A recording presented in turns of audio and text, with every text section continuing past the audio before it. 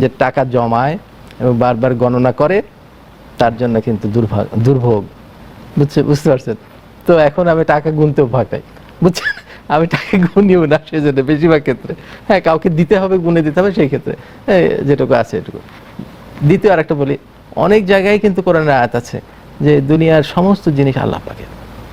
আমি যদি সেইভাবে চিন্তা করি যে আমার যে টাকা পয়সা আমার মনে করছে, এটা যদি চিন্তা করি এটা তো আল্লাহ পাকের পয়সা, আমার পয়সা নয়।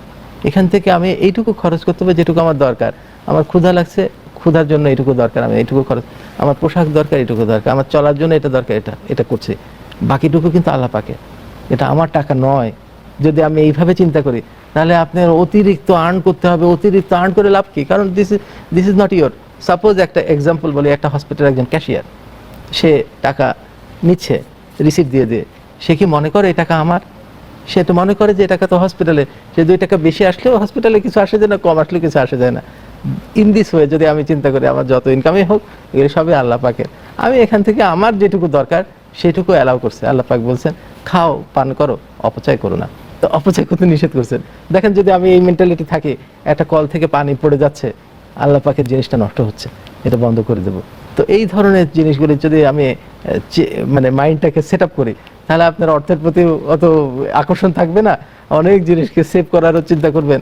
সাপোজ আপনি একটা এক জায়গায় অনেক বড় মানুষের জায়গায় বলছে তুমি এখানে থাকো, 6 মাস থাকো, এখানে যা যা আছে তুমি ব্যবহার করবে, তোমার খাওয়া পড়া যা যা যাতায়াতের জন্য ব্যবহার করবে, বাকিটা আমার, আপনার না কিন্তু আরেকজনের। তা আপনি কি করবেন? এবং যদি আপনার থাকে যে সিসিটিভি আছে, আপনি কোনো অপচয় করছেন কিনা সেটা দেখতেছে, যদি মনে করেন, তাহলে কি আপনি অপচয় করবেন? অথবা আপনার সেই লোককে আপনি খুবই ভালোবাসেন, তার জিনিসটা নষ্ট হোক সেটা চান না। তো আমার পৃথিবীর জিনিসগুলো মনে হয় এরকম যে যা জিনিসপত্র আল্লাহ পাক আমাকে দিচ্ছেন, এটা আমার জন্য বার্ডেন যদি বেশি দিয়ে থাকেন।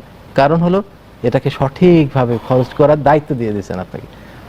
বরং কম থাকলে আপনার হিসাব দিতে হবে না, বলছে না আল্লাহ পাক হিসাব নেবে, প্রত্যেকটা হিসাব নেবে।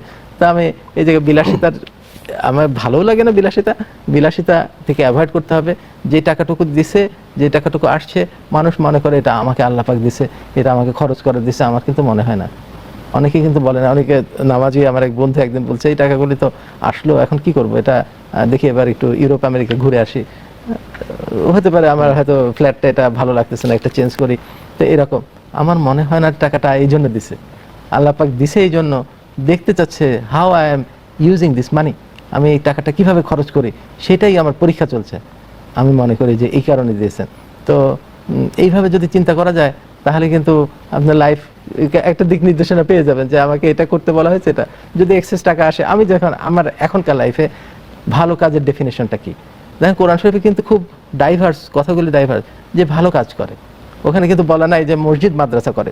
হ্যাঁ, মসজিদ মাদ্রাসা করা অবশ্যই ভালো কাজ, কিন্তু এর সাথে অন্য কাজও ভালো কাজ। আপনি একটা গাছ লাগাবেন, সেটাও ভালো কাজ।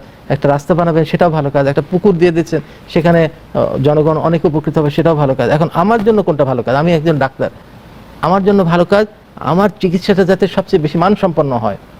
কাজে আমার টাকাটা যেটা এক্সেস আসবে, সেটা আমি সেজন্য আমি মানসম্পন্ন চিকিৎসার জন্য খরচ করে থাকি। আমার হাসপাতাল যদিও অত দেখতে সুন্দর নয়, কিন্তু আমার ওখানে ইনস্ট্রুমেন্ট যেগুলি ব্যবহার করি, অনেক আপার ক্লাস ইনস্ট্রুমেন্ট ব্যবহার করা হয়।